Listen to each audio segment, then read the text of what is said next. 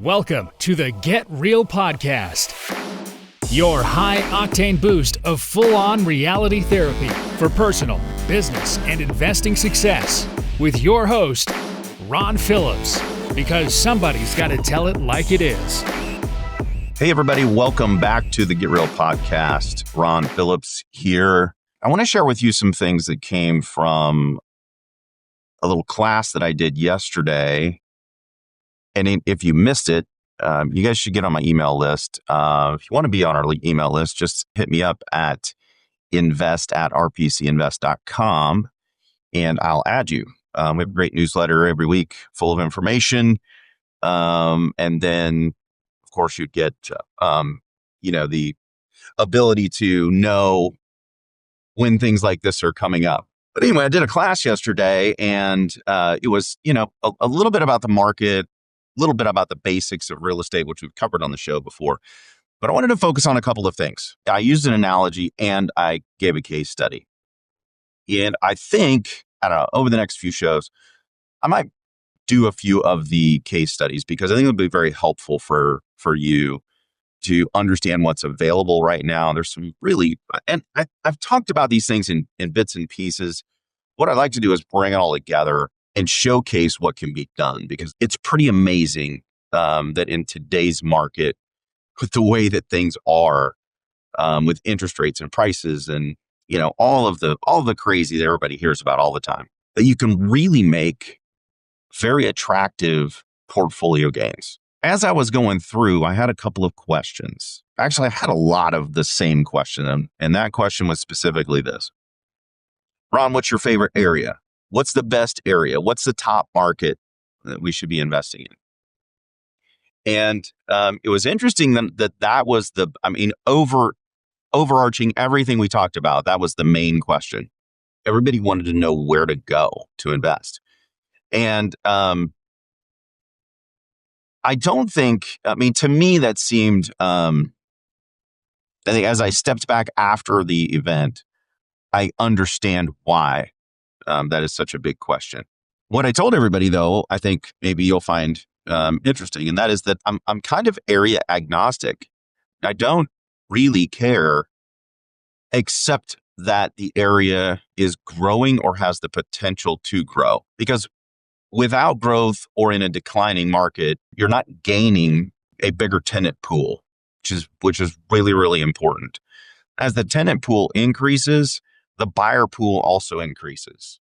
And when you have a dynamic where there's more people moving into a market than the market can support, whether that's today or whether it's projected in the next few years, what happens is that you get increased appreciation rate.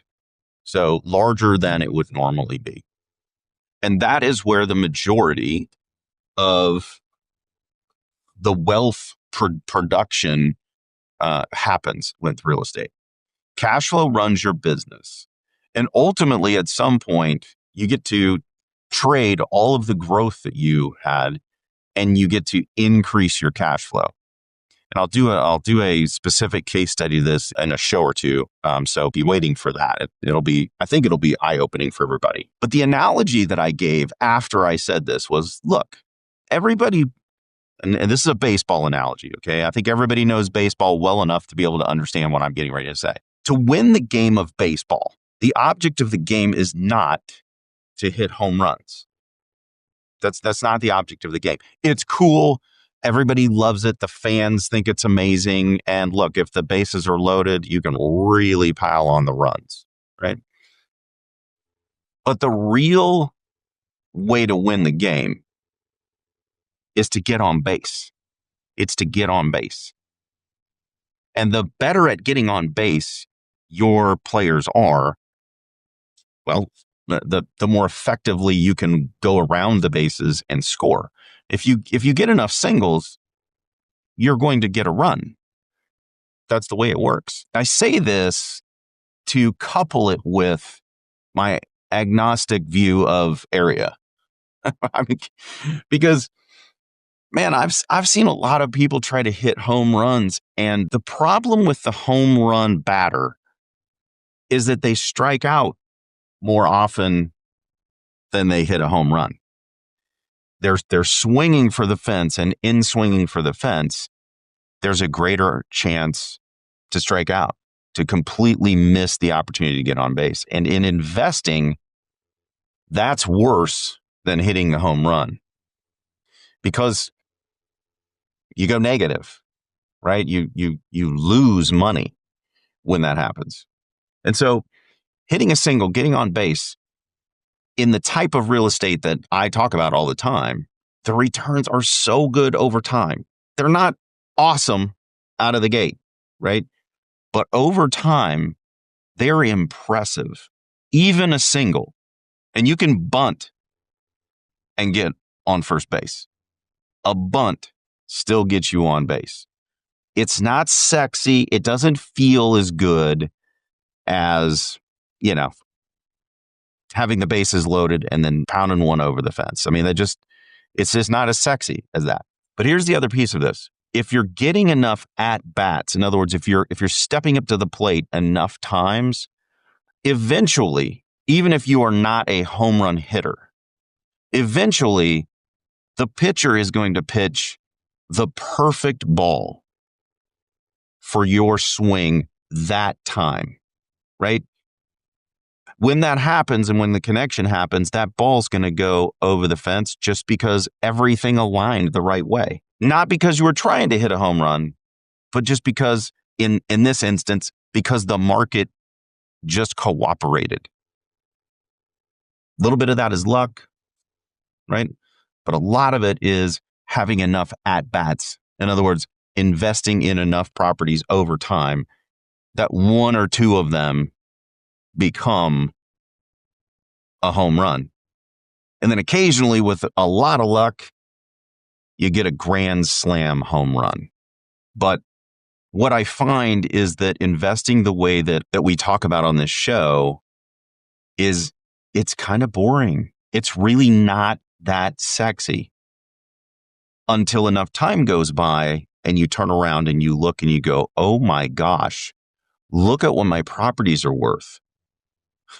And then you realize, oh my gosh, look what I can actually do with these properties. I spoke specifically about one of our clients in the case studies. I'll share that on the show again here in a couple of shows. But when I gave the analogy, I didn't know she was on. She messaged and said, I've got to tell you the story about what my dad told me about baseball. Her story aligns with what I just said. It's super important, right? The job of the batter is to get on base. That's the job. Get on base. If you get on base and you can make it to second, great. The idea is to get on base. So I encourage you to think about that as you're looking at deals. One more thing with this, specifically with investing. It is the continuation of investing over time that compounds the growth. So if you invest in a house and then you stop, that house will produce over time. It absolutely will.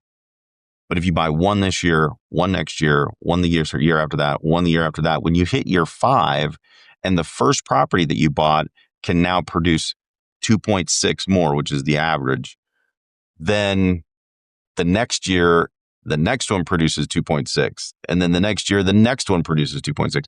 You understand? The compounding, every property and every year that you don't invest, you lose the end year of the compound curve, which is the massive amount of gain. And so it's really, really important, A, to get started, B, to continue investing. And I think you guys are going to be a little bit surprised when we do the case studies about how they actually turn out. But I wanted to share that with you because it was top of mind after we did that class. And if you would like a recording of the class I did yesterday, I did it with someone else on my team named Jenny Utz, and she did a fabulous job as well. If you want a recording, just email invest@rpcinvest.com. And we can help you out. If you want a portfolio review, if you want to talk about properties, if you want to put a plan together, email us, invest@rpcinvest.com. And one of the most important things you could do, which I don't ask enough, but I very much appreciate, is if you like the show, please get on and leave us a review, a written review on Apple specifically, but on your podcast listening service, whatever it is, right? And until next week, get out there and make something happen. This has been the Get Real Podcast. To subscribe and for more information, including a list of all episodes, go to getrealestatesuccess.com.